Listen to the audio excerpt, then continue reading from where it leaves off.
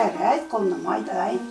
Міне жыл басы келе жатыр. Хайуанаттар жыл басына өзара таласады. Мен жыл басы болам, мен жыл басы болам. Сонда жылқы бастайды. Менің күшім бар, менің сүтім бар, менің қылшығымнан арқан, жіп иіреді, мен адамға пайдалымын, мен жыл басы болуға лайықтымын дейді. Сосын түйе шығады, жоқ, мен ешқандай тамақ сұрамаймын, мен суға да шыдаймын, сен сияқты сұлы арпа сұрамаймын, шөп сұрамаймын, мен аштыққа да, шөлге де шыдамдымын, мен адамдарға өте көп пайдалымын, алыс жерлерге жүктерін тасимын, мен лайықпын жыл басына дейді. Сосын сиыр шығады, сиыр айтады, жоқ, менімен егіс егеді, менің сүтімнен ішеді айран, қаймақ жасайды, құрт жасайды, мен оларға пайдалымын дейді.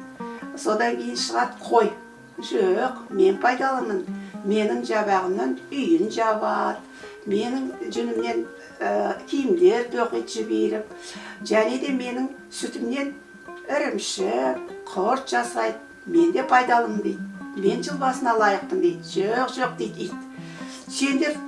Сендерді ұрылар, қасқырлар алып кетеді ғой. Егерде мен иеме үріп, дыбыс білдірмесем дейді. Мен адамға өте пайдалымын, сондықтан жыл басын мен болам дейді. Сол кезде әтеш шығады.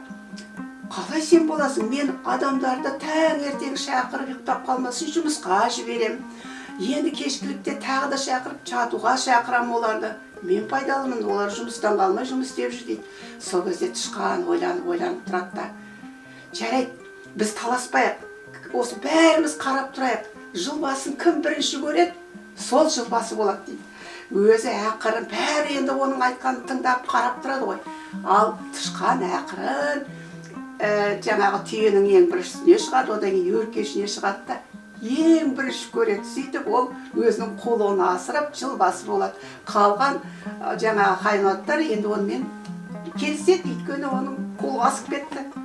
Міне осы ертегіміз жаңағы жыл басына таласқан хайуанаттар туралы ертегіміз. Бұнда енді жаңа ақылдылығы, қулығымен кішкене тышқан жыл басы болып алды. Ұнады ма саған құлыным? Үлкен рахмет.